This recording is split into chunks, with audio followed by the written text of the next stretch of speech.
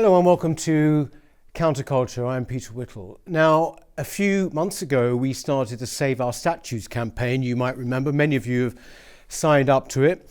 The issue, obviously, was very much in the news then. It certainly hasn't gone away. Indeed, it's not also based just in London. It's all around the country. Of course, culture warriors really don't sleep. So the assault on our heritage and history has been going on since we first started this campaign. So today we're going to be looking at what has been good and bad in the months since then. So to do that, I'm joined by Richard Bingley, who is the General Secretary of Save Our Statues campaign, Robert Poll, who runs the very successful Save Our Statues Twitter campaign, and Emma Webb from Civitas. Thanks very much for joining. I wanted to start, first of all, Richard, if I may. You actually have just been speaking to a committee at the Welsh Assembly, haven't you, today? Yes, the Welsh Assembly have had one committee and one focus group. So the committee was filmed this morning, and they had a range of contributors, including ourselves. I think we were the only ones supportive of sort of the status quo and the cultural realm as it exists. And it was quite a pleasant, friendly session. So I kind of feel I came out of that able to discuss the issues in a reasonably sort of sensible way, and was sort of grateful for the opportunity. But it does appear sort of slightly different over in Wales, in that they were saying the National Assembly has an overall sort of purview of this and will be quite instrumental in the decision making. And they have carried out an audit of all of the statues that exist in public space in Wales. And so it seems to me a little bit different. In the rest of the UK, it's obviously the Town and Country Planning Act and sort of the existing Statutes Act, and that you go through local authorities. I'm not quite sure whether they're saying that is not the case, whether it's a National Assembly decision or not. But it certainly means that for our members, we should be putting on pressure, communicating, writing to the National Assembly members, equally as we should be talking to the council leaders and local council representatives in their ward. The main thrust of the concern, I think, they've just carried out an audit across Wales, as I said, is around the Picton Memorial in Carmarthenshire. So that seems to me to be the one that's sort of red rated in the risk, if you like, and then probably sort of the Henry Morton statues up at Denbigh and St Asaph. I suppose in some ways, it's encouraging that we were asked, Save Our Statues, to go, invited to go and speak there. But Robert, what is the situation with Picton that Richard mentioned there? Well, Picton has the monument in Carmarthenshire, which is a large obelisk there that they're trying to, or they've consulted on the future of to know what to do with it.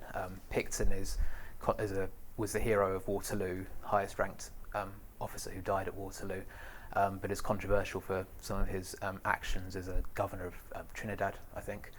And that's one of the most high profile cases. But yes, this report the audit that Richard mentioned has just been released, and it came out with 209 instances of people who were commemorated to do with slavery. It was the headline, although really if you looked just a cursory glance at the names and the categories they put these people into, it wasn't really much directly to do with slavery at all. There were, maybe a quarter of those, I think, had any kind of connection, a very small number actually with slavery directly. Others maybe benefited from plantation ownership, but actually a large number of these instances were people who they say were maybe not abolitionists in Parliament. People like Nelson, who we've discussed before, have been the anti-abolitionist letter has now been shown to be a contemporary forgery. So and there's also other names on there. There's Wellington, Gladstone. Isn't Churchill on there too? Churchill made an appearance, didn't he? Churchill's on there. Gandhi is on there. This was really because they had a category that included anybody who anybody has ever complained about. So without even investigating, it's just these people require investigation. But that nuance is lost in the headlines about it being about slavery, and just the fact their names in the report's obviously a slur on their character. People are judging them already, never mind the further investigation. These sort of lists, Emma, are being kind of drawn up everywhere, aren't they? Yeah, and it's interesting, and Richard just sort of alluded to it there. They've got this almost a guilt assessment with the traffic light system, with Picton is red, the worst offender of them all, and I think Francis Drake is on amber. And so they've been sort of ranked according to their guilt, which is interesting because before the Black Lives Matter situation occurred, nobody really knew, I think, who Picton was unless they were a sort of history boffin. And I think the sort of main characteristic of these lists and of this ranking, it came out recently with the Melville Monument of Henry Dundas in Edinburgh, that a lot of these, the plaques and the inclusion of these people within the reports are based on complete historical ignorance. I think it was the biographer of Churchill was described, as completely ignorant and just based on absolutely nothing. And so there's this sort of horrible toxic combination, as Rob's saying, of you have a very, very small minority of people who are offended in a particular clique, in the instance of the Dundas Monument, a small clique of people who are offended by this and pushing really hard and have managed to sort of take control of the discussion around it, combined with basing accusations on a forgery with respect to Nelson, and just generally on complete historical ignorance. There's also another list that came out. This is more not actually statues, but it emanated from one of our institutions, which even dragged the poet Ted Hughes into it. Who did that list? So that was a list put together by the British Library. The British Library. And so Ted Hughes, he was, and this is actually part of a general trend that there seems to be of dragging people through the mud because of the most increasingly abstract relation that they have, maybe in this instance a relative from 300 years before Ted Hughes was actually born, somebody from the 1500s, and Ted Hughes was born in the 1930s. And just because this ancestor of his had been involved in the London Virginia Company, which had settled North America, he was then put on this list as being in some way linked to slavery or colonialism. And other people who were on the list include George Orwell, because his great-grandfather, I think, owned a plantation in Jamaica, even though Orwell was famously an anti-imperialist, and all of that money was gone by the time Orwell was born. Other people who have been listed by, say, like the National Trust, people like Coleridge, poets like Kipling, because of imperial themes in their work, and it just gets increasingly abstract. Even I think it was it Oscar Wilde or Byron, both of them, but one of them had they were added to the list because they had it was either a great-grandfather or a great-great-grandfather that had benefited in some way from slavery, and an uncle by marriage who had been somehow benefited from plantation owning, something to that effect. So just increasingly abstract. You could have a relative that from 1,000 years ago, I can imagine, and you'd get dragged through the mud for it. I mean, basically, isn't it right to say, Richard, all of you, isn't it right to say really that slavery is just a conduit, isn't it? Slavery is just a way in to the outright attacking of pretty much all of our culture. You're talking about Ted Hughes and Oscar Wilde. Well, I mean, what came out of the session this morning with the Wales Parliament was that the overriding concern they had was around links to slavery. And, look, the reality is anything towards the west of the country, whether it's Wales, Devon, Manchester, Liverpool, is going to have a lot of links, if you want to use that word, to the worst aspects of transatlantic and international trade in the 1700s and 1800s. We simply can't go back and repeal that or argue the points on that. This has become a war of attrition, with people wanting to remove our statues and cultural heritage. And so we have to kind of go about it in a legal way. And there's a very interesting case that I came across where it was Basildon Council versus James, 2015. And the council had been attempting to change road names on a housing estate. And it went ahead and did these. It imposed the road change names. And the local residents took the council to the magistrates' court. It went up into the High Court, and the High Court decided in the residents' favour because it said the consultation was flawed and it did not take into account the emotions and upset of local residents, and that it did not adequately provide certain options, credible options. It kind of predetermined the case before it took the action. So that gives us a lot of hope, that type of case, that if consultations are not conducted and they are not rolled out fairly and they're not given proper timescales for working people and for local residents, for local businesses, then we should and can take this forward to magistrates' courts and the High Court. And it actually doesn't cost a lot of money, Peter. It's very straightforward to do. I suppose a lot of people kind of get a bit put off and intimidated when you start talking about courts and things. But I mean, you're quite right, that is sort of the way, isn't it? I mean, what we've also found out this week on the statues front is that, which I think something you wrote about on Twitter actually, Robert, was that in London, Sadiq Khan's his commission is costing the first phase £250,000. This was revealed in the budgets of City Hall. And, this is the first phase. And therefore, we are paying to see the possible removal of our heritage, aren't we?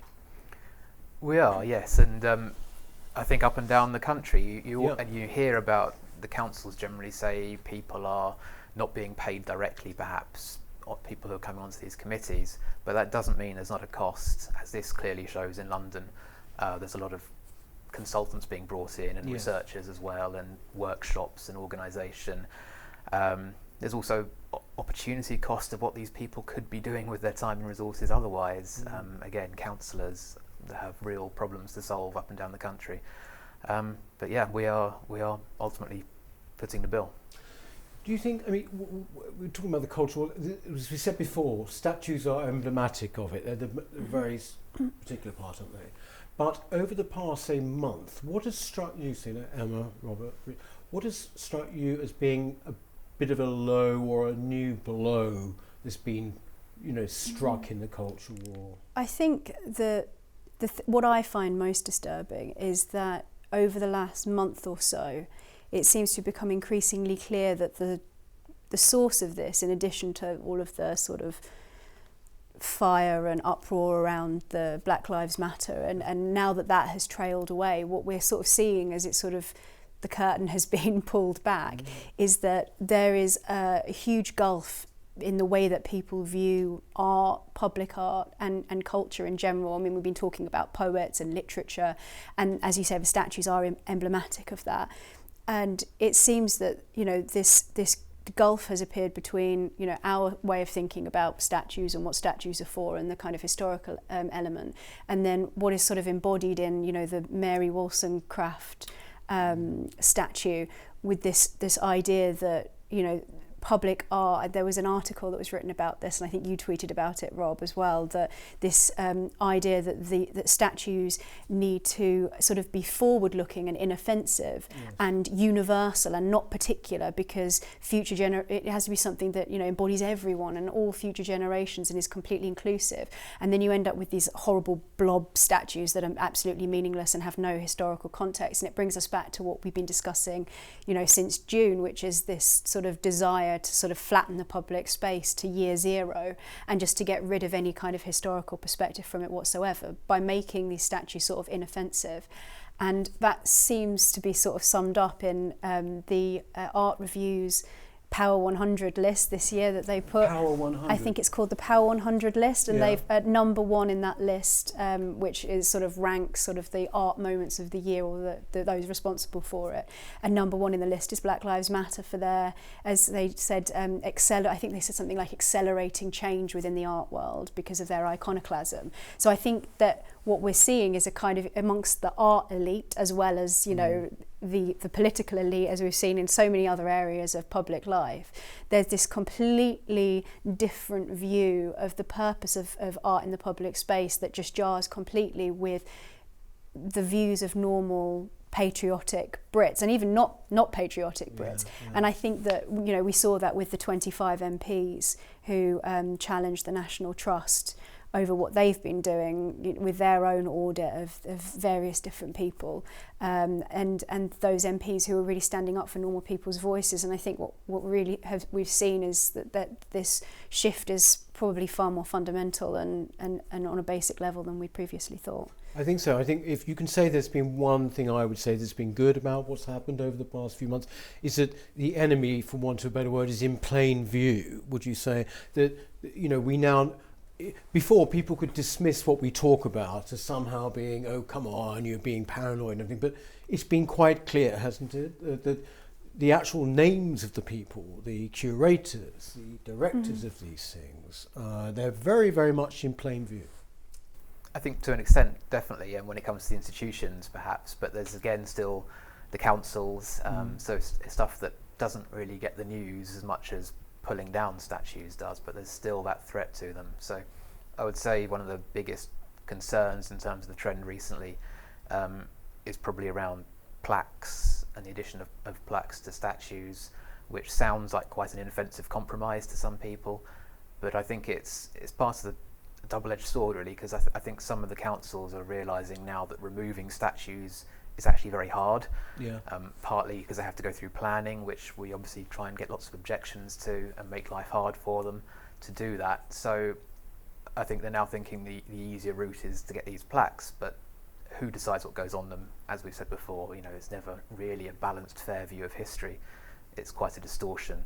I think the plaques would actually irritate me almost even more, because they're kind of they're telling you what you're meant to think. I mean, would you say that's true, Richard? I mean, are you a plaque man or not? I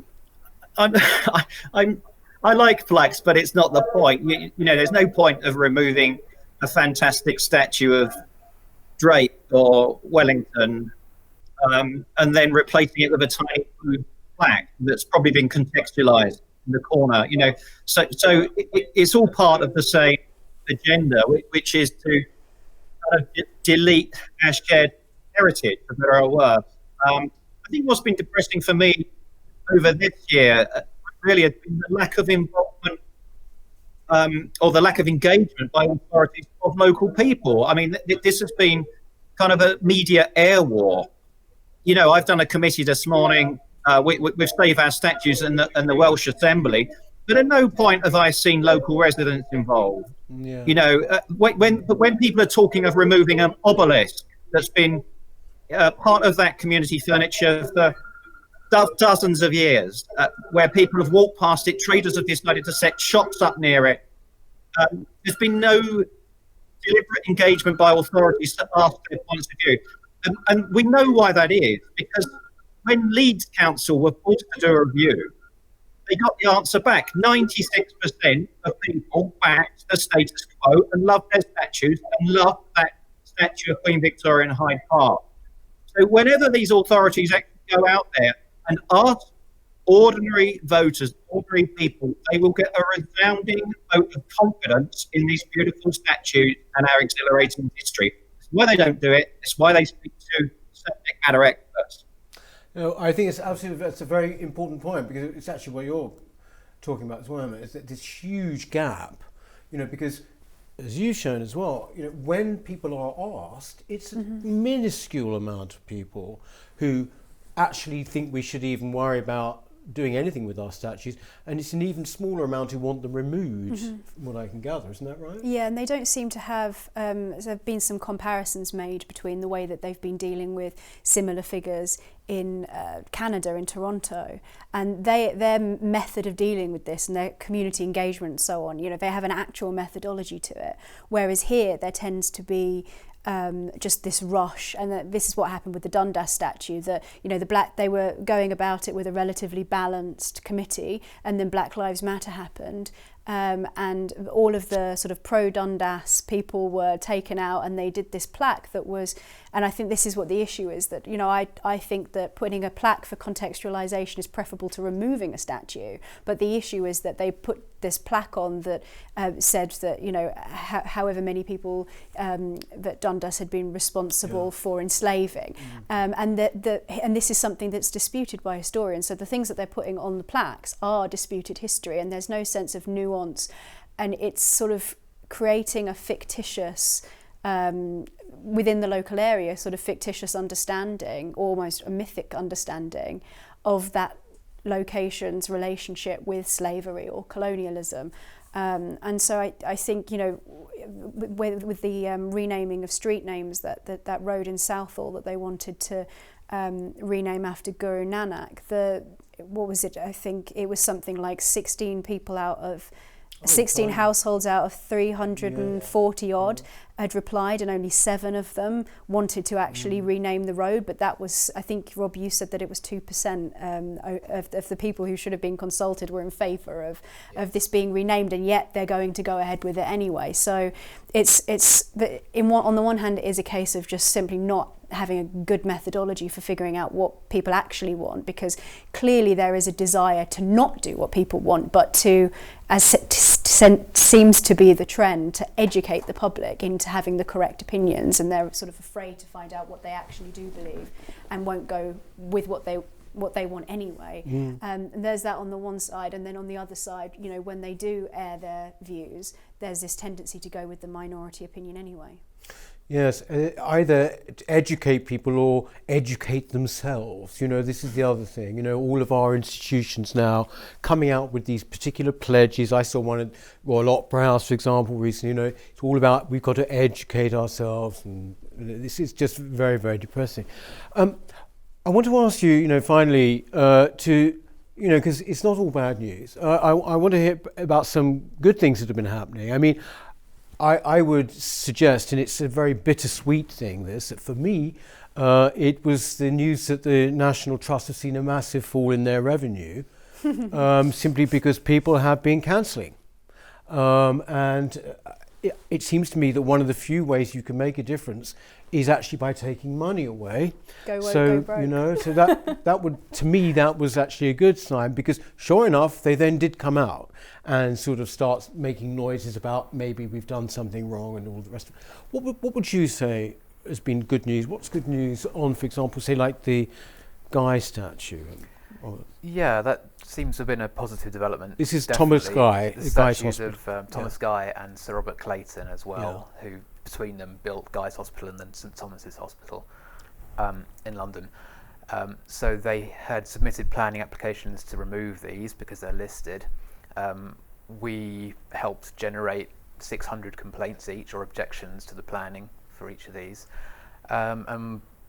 Now the result is, or we hope we contributed to this result, is that they have withdrawn those applications to remove the statues, but without wanting to be premature. I suppose it doesn't mean the statues are safe. They have said, the Hospital Trust has said, that they will now do further research and consultation to come back with another proposal, which sounds like it may be a plaque again, the way they're going.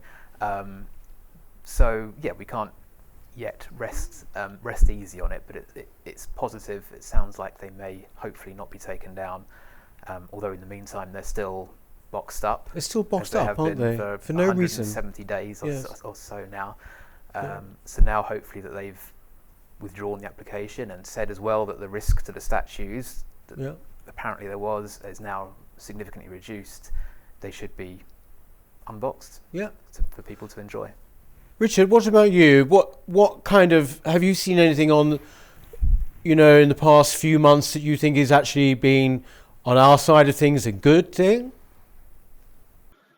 I have to say, the central government has been vocally very, very supportive. So again, last week we saw a statement from the Equalities Minister who was criticising moves to remove our cultural heritage, and she was sort of dismissing Black Lives Matter as more as being sort of troublemakers as opposed to being positively sort of contributing to any debate. So you know that with the Culture Secretary a few weeks ago talking about linking funding to protecting and preserving our cultural heritage. It's all good things. Priti Patel condemned kind of the mob behaviour over the summer. So did Boris Johnson. I guess to nuance that, what we need now is material support in terms of legislation and policing resources to ensure that our public space is preserved and protected. You know, we cannot keep seeing our very, very precious memorials, including the cenotaph, being graffitied, damaged, humbled and humiliated, frankly, and the emotional damage that causes.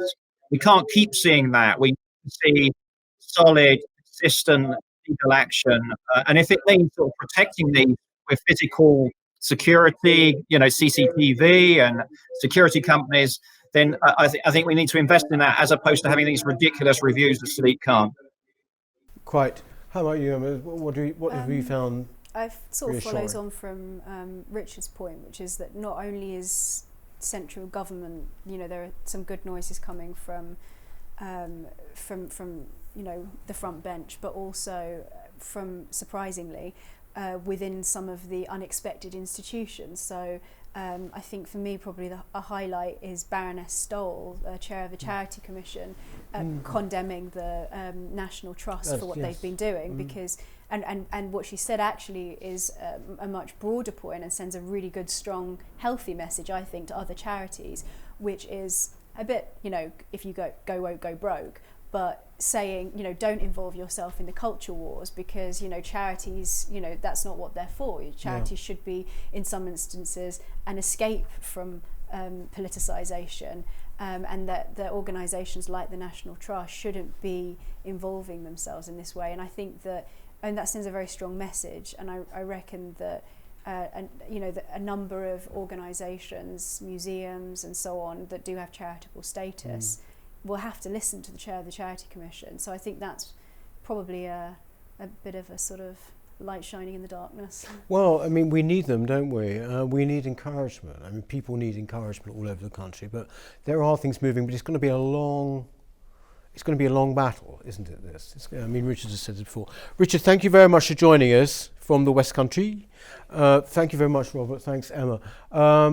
That's it for the update this week on Save Our Statues. Do please subscribe, won't you? And we shall see you again on Counterculture soon. Thank you. Bye.